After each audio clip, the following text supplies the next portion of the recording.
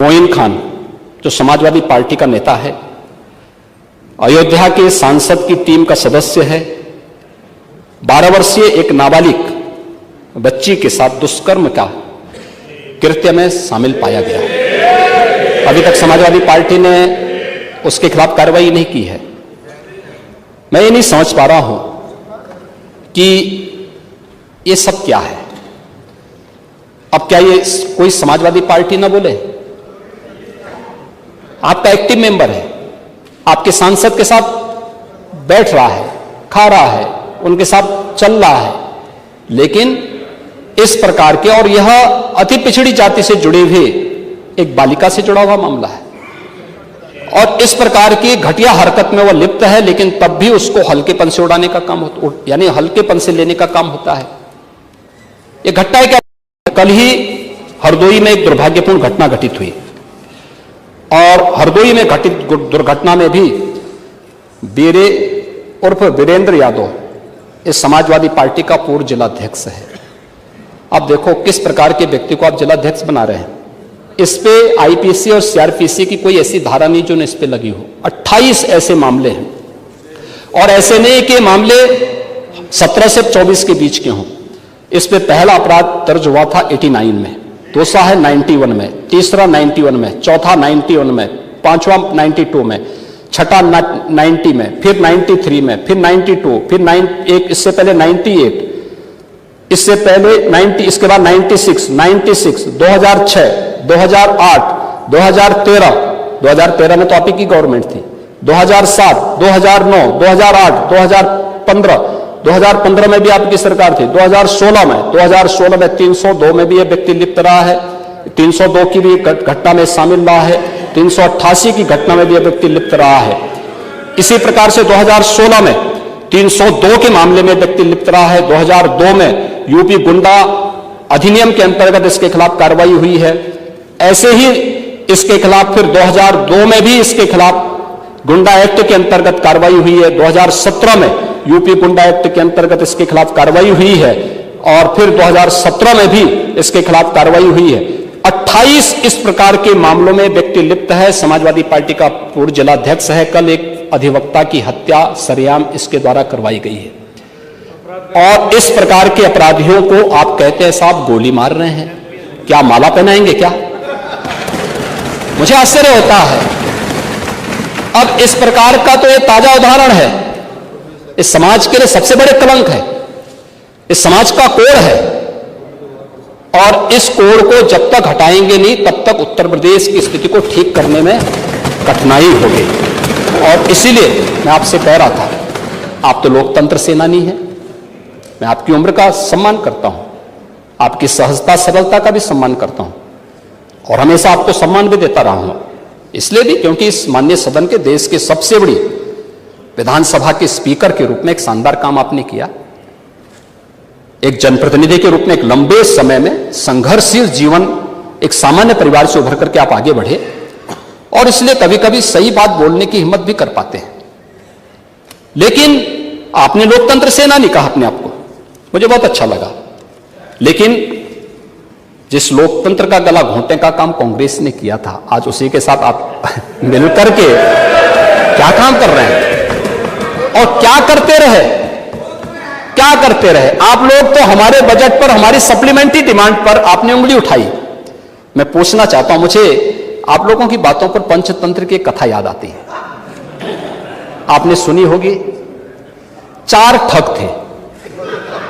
एक किसान एक बकरी लेकर के जा रहा था, तो चारों ठगों ने कहा कि इस किसान से बकरी कैसे ली जाए। तो हो सकता है कि उनको थोड़ा लोक लाज रही हो, तो उन्होंने कहा चलो छीन तो नहीं साहब पाएंगे, तो एक काम करते हैं, चारों अलग अलग जगह खड़े हो जाते हैं, और अलग जगह खड़े होकर के हम लोग ये बोलें कि भाई ये कुत्ते का बच्चा कहां लेके जा रहा है। तो एक वो किसान बेचारा अपनी बकरी के बच्चे को कंधे में रख करके लेके जा रहा है, तो पहले ठग के पास से गुजरता तो बोलता, अरे काका ये सब क्या ले जा रहा है, ये कुत्ते के बच्चे को अपने कंधे में लेके क्या जा रहा है? किसान बोलता, अरे धूर्त कहीं के, ये कुत्ते का बच्चा नहीं बकरी का बच्चा है, वो हंसते हुए चुप हो जाता है। आगे अगले चौराहे पे जाता, दूसरा ठग, अरे काका ये तो कुत्ते का बच्चा आप कहां लेके जा रहे हैं?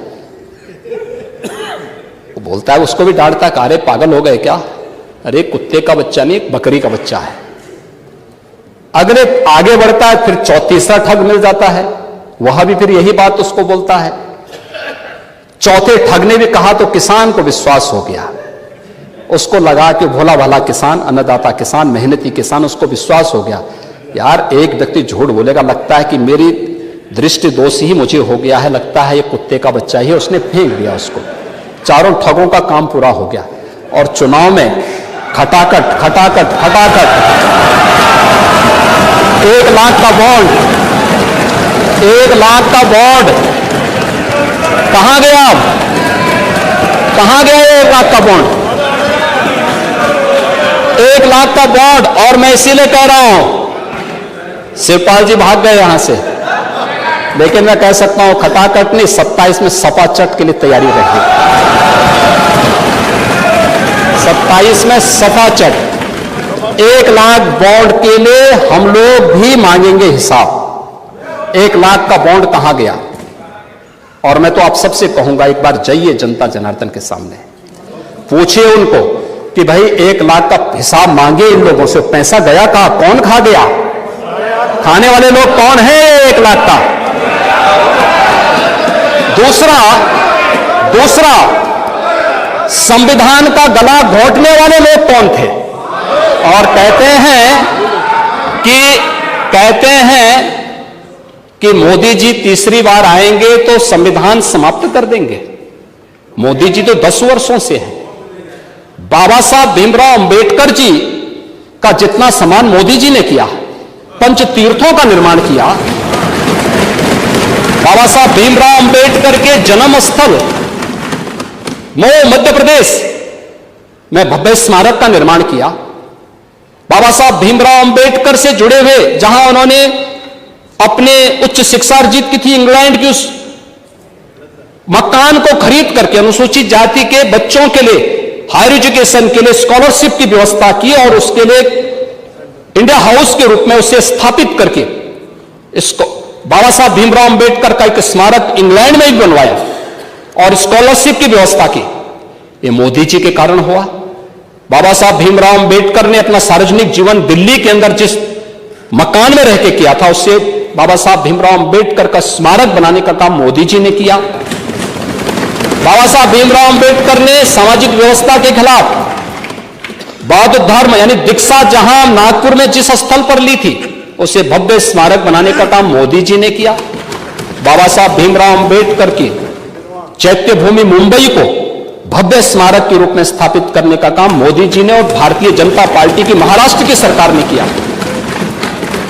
मोदी जी को आप यहां पे मोदी जी के बारे में गलत सूचनाएं देते रहे और बाबा साहब भीमराव अंबेडकर को हराने वाली कांग्रेस आज जनता को गुमराह करने में सफल हो गई है। वही पंचतंत्र की कथा मुझे याद आ गई। आरक्षण समाप्त कर देंगे। आरक्षण, मैंने तो आपके सामने एक झलक प्रस्तुत की। आपके समय ओबीसी के जितने छात्रों की, समाजवादी पार्टी के समय जितने भी नियुक्तियां हुई हैं, 27% भी उसमें आरक्षण नहीं मिला है। 27% भी, किसी भी नौकरी को आप उठा करके देख लीजिए, मैं दावे के साथ कहता हूं 27% भी ओबीसी के छात्रों को नौकरी नहीं मिली। पिक एंड चूज होता था। क्या ये सच नहीं? आज जिस तहसीलों की आप बात कर रहे हैं, यहां पर भतीजा और चाचा की एंड कंपनी वसूली के निकली थी और लेखपालों की तैनाती उस आधार पर हुई थी। आज तो नहीं है। आज तो हमने 5500 लेखपालों की तैनाती दी है। एक भी जगह कोई उंगली नहीं उठा सकता, कोई नहीं उठा सकता। जब ये नौजवान जाएंगे, एक ट्रांसपेरेंसी आएगी। आप अंत में बोल देना, पढ़िए, आप उसके बाद बोल रहे, हाँ अब बोलेगा, मैं आपकी बात को सुनूंगा। लेकिन मैं केवल बोलना चाहता हूं कि आप लोग ये पंचतंत्र की कथा को क्यों दोहराने का काम कर रहे हैं? कभी फिर से पूरी नहीं होने वाली है। याद रखना, हमारी सरकार में मैंने लोक सेवा आयोग के आंकड़े आपको दिए हैं और मैं फिर दावा ठोक करके बोलता हूं, 27% नहीं, हमारी सरकार में जो तैनाती हुई, नियुक्तियां हुई हैं, किसी भी पद पर हुई हैं, SC, ST, OBC कि अगर आप नियुक्तियों की बात करते हैं, मैं कहता हूं ये 50% नहीं, 60% से अधिक नियुक्तियां प्रदेश के अंदर हुई हैं। 60% से अधिक नियुक्तियां हर एक स्तर पर हमने की हैं और ये सुनिश्चित किया है एक प्रदेश के किसी नौजवान के साथ धोखा नहीं होना चाहिए। धोखा कोई करेगा उसकी नौकरी को उसी दिन हम लोग लेने का काम करते हैं। जेल के अंदर पूरी निर्ममता के साथ उसको ठूसने में भी कोई कोताही नहीं बरतते। आपको बुलडोजर से डर लगता है, लेकिन यह निर्दोष के लिए नहीं है, उन्हीं अपराधियों के लिए है जो प्रदेश के नौजवानों के भविष्य के साथ खिलवाड़ करते हैं, जो प्रदेश के व्यापारी और बेटी की सुरक्षा में सेंध लगाने का काम करते हैं, जो प्रदेश के अंदर अराजकता पैदा करके सामान्य लोगों का जीना हराम करते हैं। मेरा दायित्व तो बनता, मैं यहां नौकरी करने नहीं आया हूं, कतई नहीं।